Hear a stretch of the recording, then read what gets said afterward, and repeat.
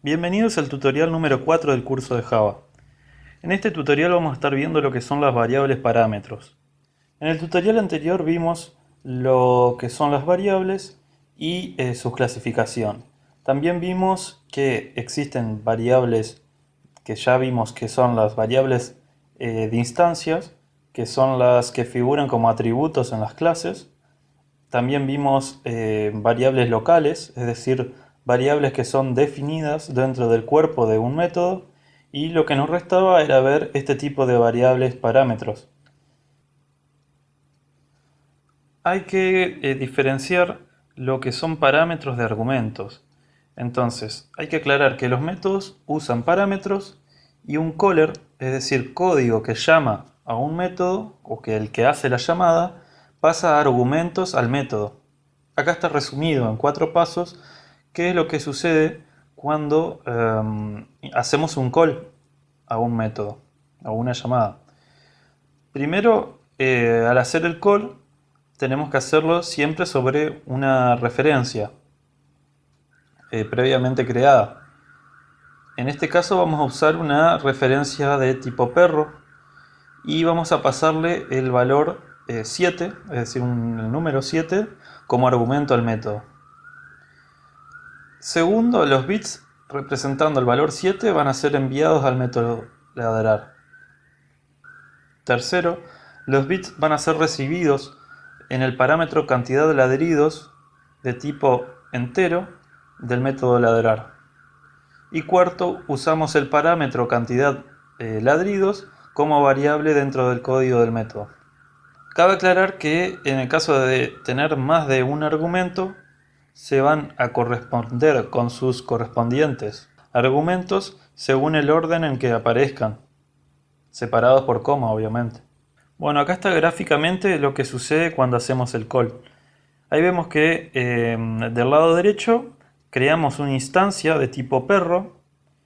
Previamente definimos lo que es la clase perro y sobre esa instancia de tipo perro, esa referencia, mejor dicho, P, aplicamos el operador punto y sobre esa referencia vamos a llamar lo que es al método ladrar y le pasamos el valor 7. Al ejecutarse esa llamada, lo que va a suceder es lo siguiente. Ese valor 7 se va a copiar, pero no en formato decimal, sino en formato binario, y se lo va a pasar la copia a al parámetro cantidad de ladridos del método ladrar, como vemos en la asignatura del método del lado izquierdo. Entonces, dentro del cuerpo de ese método podemos manipular esa variable cantidad libros y, bueno, en este caso va a imprimirse 7 veces wow, y se va a ir iterando a través de un while. Un aspecto importante a resaltar sobre los métodos es que vos podés retornar valores, es decir, que en este caso estaría actuando como si fuera una función. En este caso vemos del lado derecho que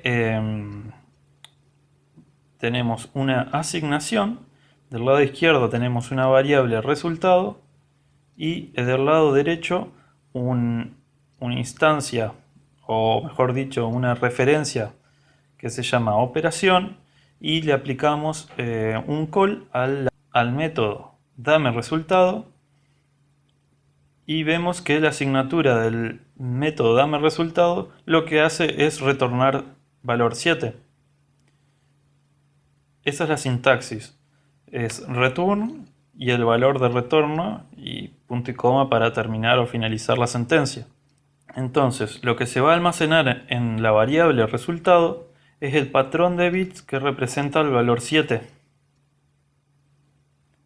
En este caso va a almacenarse el patrón de bits del valor 7, pero recordá que el tipo entero o int en Java tiene un tamaño de 32 bits, así que faltarían ceros del lado izquierdo en ese gráfico, adentro del vaso, ¿no?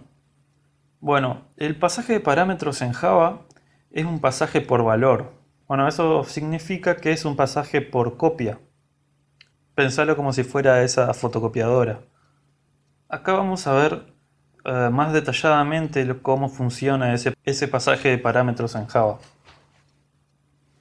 Acá como paso 1 declaramos una variable entera y le asignamos un valor 7. Es decir que hasta el momento tenemos un vaso que va a almacenar el patrón de bits del valor 7, dicho patrón de bits con un tamaño de 32 bits, y se va a ubicar dentro de, bueno, esa variable con nombre X o identificador X. En el segundo paso declaramos un método con un parámetro de tipo entero también, con un identificador Z. Es decir, esa variable parámetro que tenemos también es un vaso de tipo int con un identificador Z. Y en el paso 3 es el más significativo, ya que acá podemos ver que en realidad si nosotros hacemos un call a ese método ir en este caso y le pasamos como argumento el identificador X, lo que va a hacer es copiarse ese patrón de bits, o sea, el patrón de bits que está dentro del vaso con identificador X, dentro del vaso con identificador Z, que está a la derecha, es decir, en la asignatura del método. Y este es el punto donde te vas a dar cuenta por qué es importante este concepto. Porque vos pensás, ¿qué pasaría si yo cambio el valor de Z dentro del cuerpo del método? Vos pensás, ¿va a cambiar el valor de X o no? Y bueno, la respuesta es que el valor de X no va a cambiar, porque recordá que el valor que se pasa al vaso, o es decir, a la variable Z, va a ser solo una copia de X. Y ahí podemos ver gráficamente en la parte inferior de la diapositiva que en ningún momento esas variables están conectadas. Es decir, X no va a cambiar aunque Z cambie, ya que se aplicó una operación de copia. Pensalo como si fuera un método que tiene Java que lo que hace es copiar ese valor almacenado en X, y llevarlo a esa copia a la variable Z. Bueno, ahora te estarás preguntando, ¿qué pasa en el caso de no estar tratando con primitivos y estar tratando con referencias a objetos? Esto lo vamos a ver más adelante, pero recordá que en Java todo el pasaje por parámetros es por valor. Otro aspecto importante recalcar que los objetos nunca se van a almacenar dentro de las variables. Las variables son el control remoto que nos van a poder permitir referenciar a un objeto determinado. Entonces, si estás pasando una referencia a un objeto dentro de un método, lo que en realidad estás pasando es una copia de ese control remoto. Bueno, una característica importante de la programación orientada a objetos es la encapsulación o encapsulamiento. Esto lo que hace es que forzás a los clientes que usen tus clases a que hagan call a los métodos setters de los atributos para proteger a las variables de instancia. Es decir, si vos tenés tu clase perro y querés asegurarte que los clientes seteen un peso que sea correcto, es decir, que no te seteen un peso que sea de 0,0, es decir, si vos le permitirías a los clientes directamente manipular tus variables en su código y él querría setear un peso y asignarle un valor 0, esto no hay manera de validarlo.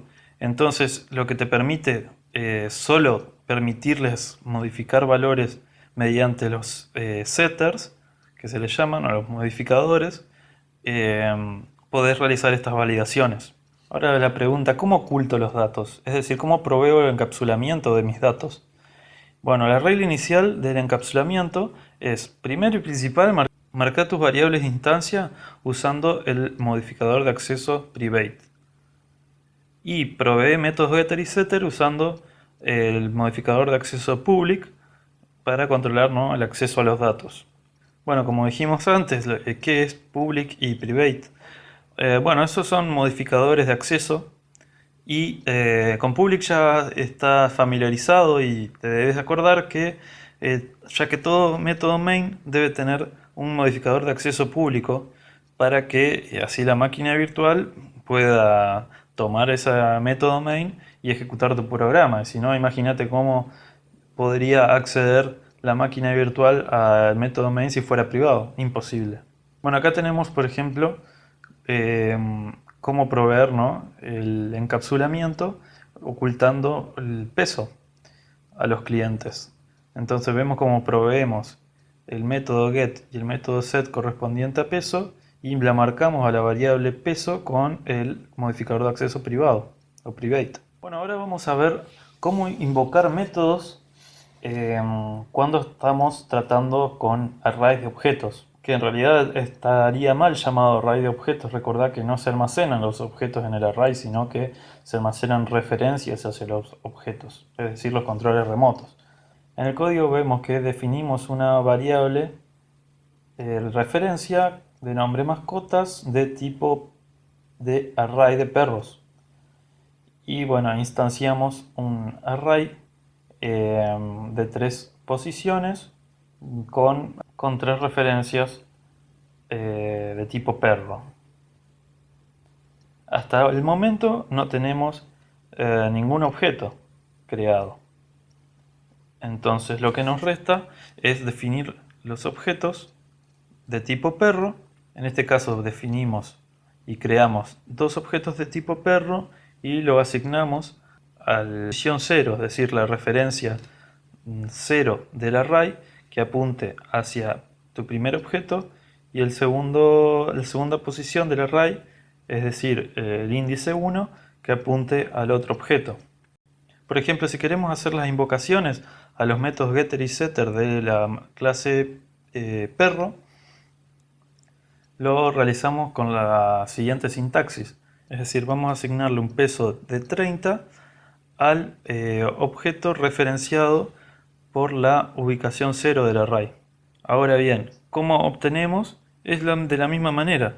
Vamos a referenciar a esta posición 0 del array punto getPeso y lo almacenamos en la variable peso de tipo entera. Ahora bien, si queremos asignarle peso al segundo objeto, lo hacemos de la misma manera.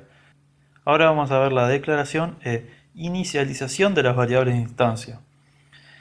Entonces, ¿qué pasa cuando vos no inicializás las variables de instancias y vos le haces un get? Es decir, aplicás un método getter a una variable de instancia. ¿Vos qué pensás? ¿Va a arrojar un error o no? Bueno, la respuesta en realidad es que no arroja un error, ya que las variables de instancia por defecto en Java se le asignan valores. Es decir, a los enteros se le asigna un valor 0, a los puntos flotantes se le asignan 0,0, booleanos false, las referencias null. No así con las variables locales. Las variables locales nunca se le asigna un valor por defecto, es decir, que si vos te olvidás de inicializar una variable local definida dentro del cuerpo de un método y vos querés acceder a ese valor, esto no te lo va a permitir el compilador de Java. Bueno, acá vemos más detallado que la diferencia entre lo que es las variables de instancia y variables locales, ¿no? Acordate que las variables de instancia son declaradas dentro de una clase, pero no dentro de un método. Como segundo punto, podemos decir que las variables locales son las que se declaran dentro del cuerpo de un método. Y las variables locales siempre, pero siempre acordate de inicializarlas antes de usarlas.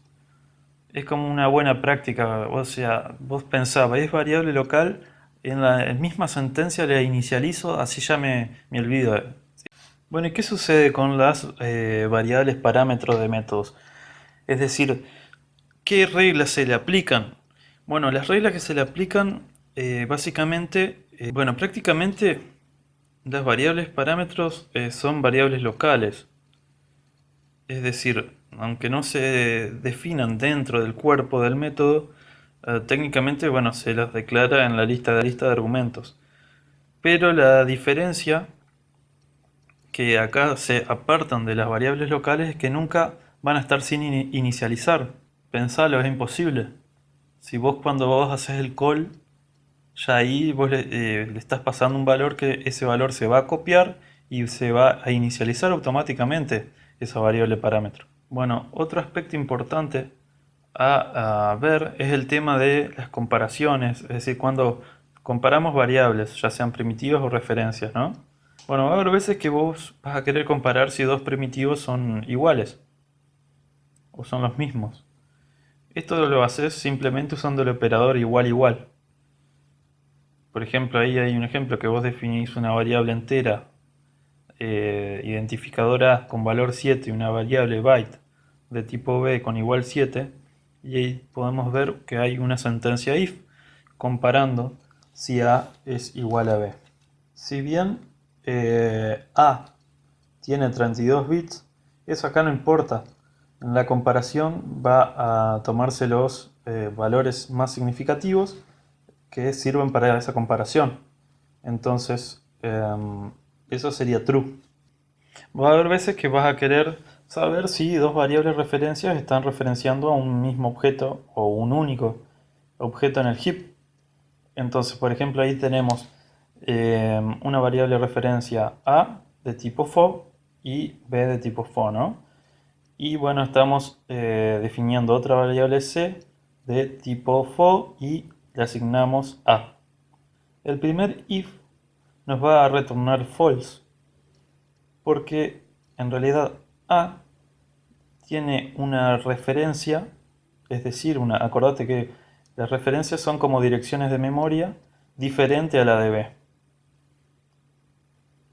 En cambio, por ejemplo, el segundo if nos va a arrojar true, ya que en la tercera sentencia, cuando asignamos a C, lo que estamos pasando es la dirección de memoria del objeto. Entonces, ambos están apuntando al mismo objeto en el heap. Entonces va a ser verdadero. Y el tercer if nos va a arrojar false, porque también pasa lo mismo con el primer if. Es decir, están apuntando a diferentes objetos. Pero va a haber veces que vas a querer comprobar si dos objetos son iguales. Es decir, no si dos referencias son iguales. Acordate, si dos referencias son iguales, es decir, están apuntando al mismo objeto en el heap. Pero acá estamos hablando de dos objetos diferentes, dos objetos aislados en el heap y comprobando si son iguales. Para ello vas a tener que usar el método equals. Un ejemplo es, por ejemplo, string. Acordate que es una clase en Java, por ende, un objeto de tipo string que sea hola mundo y querés comprobar que otro objeto diferente, si es igual, en el caso que ambos objetos tengan el string hola mundo, se le dice que son significativamente equivalentes, es decir, sin importar que sean dos objetos diferentes en el heap, pero los dos tienen el hola mundo, entonces ahí son iguales. Pero ¿qué sucede con un perro? ¿Vas a querer que, o vas a tratar dos perros iguales si tienen el mismo peso y tamaño? Seguramente no. Entonces, para que dos objetos diferentes sean tratados como iguales, depende del sentido para ese tipo, o de lo que tiene sentido para ese tipo de objeto particular. Ten en claro que, bueno, el operador igual igual he usado únicamente para comparar bits entre variables. Es decir, se fija el patrón de bits de una contra la otra. Bueno, acá está en resumen. Usa el igual para comparar dos primitivos o para ver si dos referencias están referenciando a un mismo objeto en el heap. Y usa el método equals para ver si dos objetos diferentes, o sea, dos objetos aislados, son iguales. Bueno, ahora vamos a ver el tema de el operador de casteo o el operador cast. Antes vimos el tamaño de los primitivos, ¿no?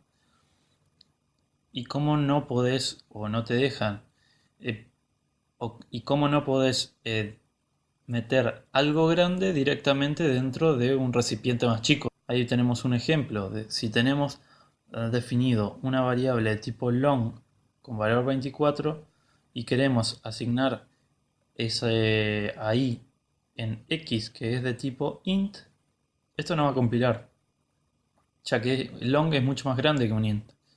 Y sin importar cuál sea el valor, es decir 24, esto el compilador te va a prevenir de hacerlo. Pero si vos estás seguro que eso no va a generar un error, hay una manera de que el compilador te permita realizar esa asignación. Esto se realiza mediante el operador de casteo o el cast. Y esto lo que va a hacer, el compilador va a tomar ese patrón de bits y lo va a acortar para que pueda caber dentro de esa variable. Es decir, si aplicamos por ejemplo al ejemplo anterior, si queremos castearla, ahí ubicamos entre paréntesis el tipo int. Entonces con esa instrucción lo que hace es decirle al compilador cortar hasta el tamaño de que pueda caber en una variable entera. Y el compilador lo que va a hacer es desechar los bits que cortó, los que no sirven, y bueno, los que sirven los va a almacenar dentro de la variable x. Hay que tener también en claro de qué pasa cuando el valor de i, por ejemplo en este caso es long, es mucho más grande que el máximo valor que puede tomar la variable x. Bueno, ahí me equivoqué, en este caso es de tipo short. Recordá que tipo short era de 16 bits.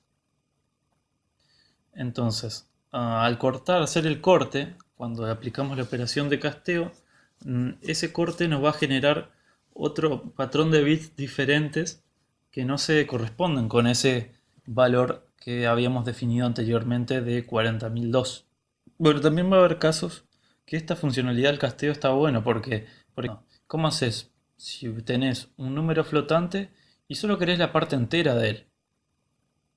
Pongamos el ejemplo de el valor de un valor 3,14 por ejemplo, de tipo float, ¿no? Y solo querés obtener esa parte entera, es decir, el valor 3. Entonces, únicamente aplicando ese casteo de tipo int, el valor que se va a almacenar en x es 3. Entonces no hay necesidad de invocar ningún tipo de función especial ni nada particular. Únicamente con el casteo obtenemos la parte entera. No así cuando lo que queremos hacer es convertir un string a un entero. Ahí sí tenemos que usar métodos. Y este método, por ejemplo, si queremos pasar el string a un entero, tenemos que usar un método que aparece en la clase integer. Este método se llama parseInt, que toma una variable de tipo string. Entonces, lo que hacemos es pasarle esa variable 1 y en la variable valor se va a almacenar 1, o sea, hace la conversión. 1 entero, ¿no? Por ejemplo, integer es una de las tantas clases que ya vienen en Java. Como integer tenés double, tenés long, etc. Es decir, ya vienen clases predefinidas dentro de lo que es Java. Si te gustó el video, dale like y suscríbete.